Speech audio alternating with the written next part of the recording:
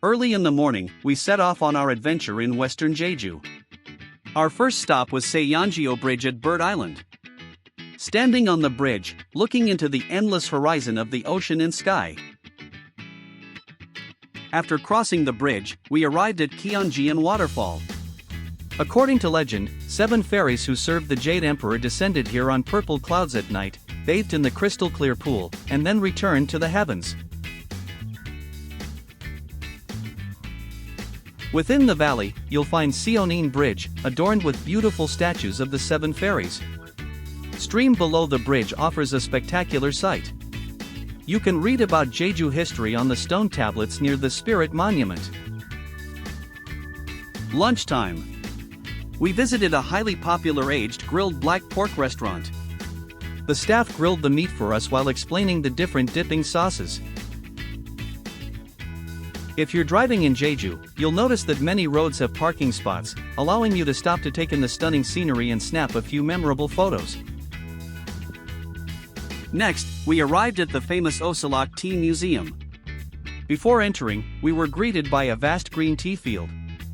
Inside the museum, various types of tea are on display. If you're interested in bringing some tea home, you can sample different varieties for free to find your perfect match. The most popular attraction is undoubtedly the Green Tea Cafe. Green tea ice cream is available almost everywhere, but the one here stands out for its perfectly balanced sweetness without any overpowering richness. After a 20-minute hike, we finally reached the top of Geum Oreum, a volcanic crater. Standing at the peak with a panoramic view of Jeju Island, making the climb absolutely worth it. At night, we checked into our hotel, excited for the new adventures that await tomorrow. Time flies, it's already day 8 of our 14 days journey. We started the day at Dongmun Traditional Market, a bustling marketplace filled with a variety of vendors. This market has everything you could ask for. If you're a fan of mochi, make sure to check out this mochi specialty shop, it's delicious and reasonably priced. The street vendors outside the market often sell items at a lower price than the stalls inside. Next, we hiked up to the Suwolbong Peak summit, where we found Suwoljeong Pavilion. From here, we enjoyed a stunning view of Cheonjiyeon Island, known as one of the most beautiful offshore islands near Jeju. We could also spot Sangaksan Mountain, Jeju Island, and other famous landmarks in the distance.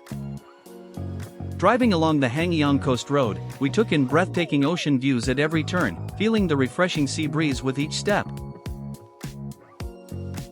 Continuing onto Sinchang Windmill Coastal Road, the wind turbines standing tall creating a picturesque landscape. Nearby, we visited Woljeong-ri cactus habitat, a unique area covered in wild cacti.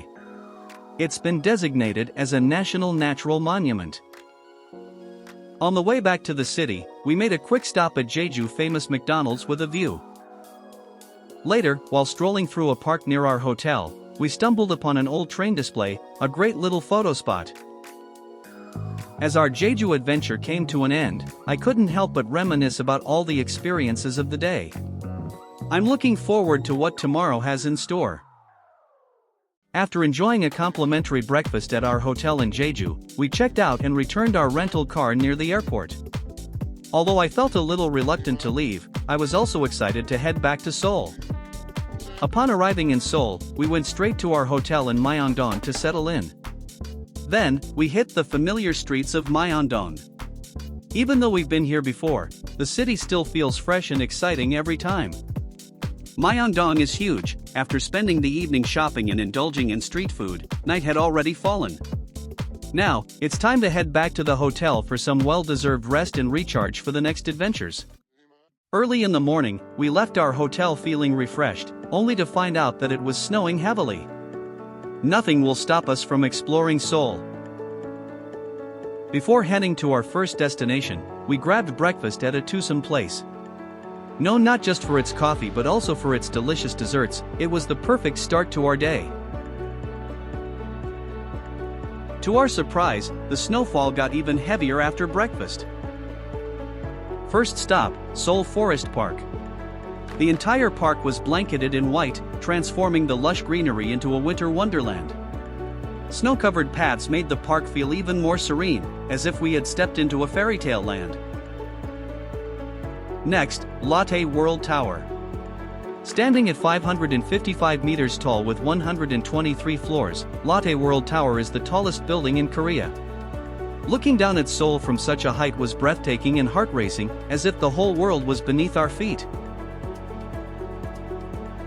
Afternoon, COEX Starfield Shopping Mall. Inside, we visited the Starfield Library, where 3 massive 13-meter tall bookshelves hold over 70,000 books, a paradise for book lovers. We enjoyed a comforting meal of hot stone pot bibimbap and steamed egg at a local restaurant. As the sun set, we explored the Line Friends and HBAF flagship stores along Gangnam Shopping Street. With a heart full of excitement and hands full of shopping bags, we wrapped up this incredible day and returned to our hotel. Time to recharge and get ready for another adventure tomorrow. We started our day at Seoul World Cup Stadium. Built for the 2002 FIFA World Cup, this massive stadium can hold 66,704 spectators. It's the largest soccer stadium in Asia. Beneath the stadium, there's a shopping mall and a soccer-themed museum. Next, we headed to Hongdae, a vibrant shopping and entertainment district near Hongik University, Korea's most famous arts university. Since the weather was chilly, we warmed up with a comforting bowl of rich, savory tonkatsu ramen for lunch. After lunch, we walked toward the slopes of Namsan Mountain. Along the way, we noticed cars slowly getting covered in snow. We then took the Namsan cable car up to Seoul Tower. As we ascended, the breathtaking snow-covered scenery unfolded. Seoul Tower and the surrounding Namsan Park are some of Korea's most famous landmarks, offering stunning views all year round. From the observation deck, we took in a panoramic view of Seoul. For couples, you can buy a lock, write your names on it, and secure it to the fence as a symbol of everlasting love. At the bottom station, we tried out the Namsan Inclined Elevator, a unique sloped elevator that takes you down to the base of the mountain. As night fell, we explored Myeongdong Cartoon Street, a 450-meter-long art-filled street officially established in 2013. If you love art and comics, this is a must-visit photo spot. Myeongdong is a place where you can get lost in the bustling city yet still rediscover your true self. Before ending the day, we had a must-try dish, soy sauce marinated crab from Oedo-ri House. With full stomachs, we wrapped up another amazing day in Seoul. We kicked off the day early at Standard Bread, a popular cafe in Seongsu-dong. Designed like a European countryside cottage, this bakery instantly catches your eye with its cute toast-shaped sign outside. As you walk past colorful flowers, a small wooden bridge, and sacks of flour, the delicious aroma of freshly baked bread fills the air. Korean bakeries never fail to impress. Standard Bread is famous for its soft and fluffy shokupan, a must-try for bread lovers. Walking down the street, we found ourselves in the heart of Seongsu-dong, one of Seoul's most stylish neighborhoods.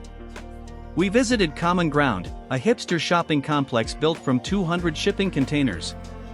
It's home to trendy streetwear brands, unique concept stores, and delicious food stalls, a favorite hangout spot for young people. Next, we visited the Myeongdong Cathedral. Completed in 1898, the cathedral took 6 years to build.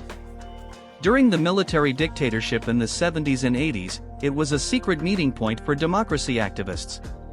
Beyond its history, the cathedral is also a popular filming location for K-dramas. We wrapped up the day back at Myeongdong Shopping Street, indulging in some retail therapy and delicious street food. After soaking in the mix of history and modern culture, we returned to the hotel with smiles on our faces, ready to rest up for tomorrow's new adventure. The morning sun was perfect as we met our day tour guide right on time and headed to Oedo-ri Ice Valley. Thanks to its unique geological formation and climate, this place boasts a natural ice landscape. It's not only of great interest to geologists but also a hotspot for tourists eager to snap photos. Before heading to Nami Island, our guide took us to a pierside spot to try the locally famous spicy stir-fried chicken. Next, we boarded a cruise from the pier. It only takes about 7 minutes to reach Nami Island, and while the ride is brief, the view of the river from the boat is quite enjoyable. Nami Island, located in the heart of the Korean peninsula, is a crescent-shaped island famous for its neatly lined tree avenues. The island rose to fame after being featured in the hit drama Winter Sonata. There are also cultural art exhibitions and themed sculptures for visitors to explore. In winter, you can warm up by a roadside fire pit and roast marshmallows. Our next stop was Gangkan Rail Park.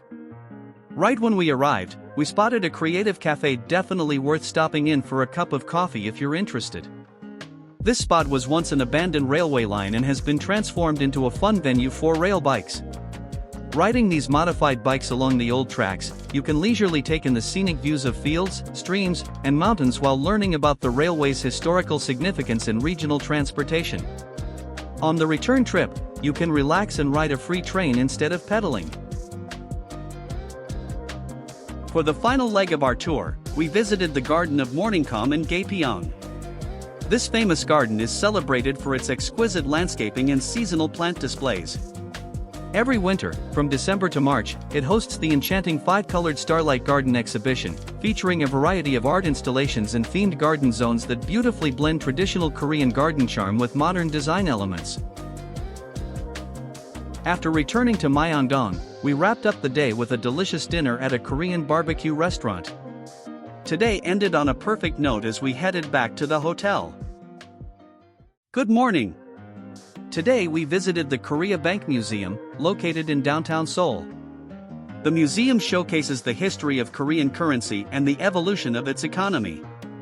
Inside, you'll find exhibits ranging from ancient coins to modern banknotes and coins, along with interactive displays explaining the development of Korea's currency printing technology and financial system.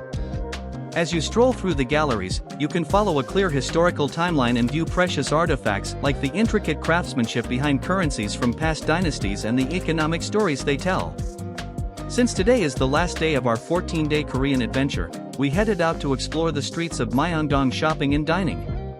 That wraps up our 14-day trip through Korea, from Seoul to Busan, Jeju, and back to Seoul. This journey not only gifted me countless beautiful sights and stories but also deepened my understanding of this fascinating land. If you enjoyed this travel share, be sure to hit subscribe and turn on the notification bell. I'm Joe, thanks for joining me on this adventure, and I'll see you next time.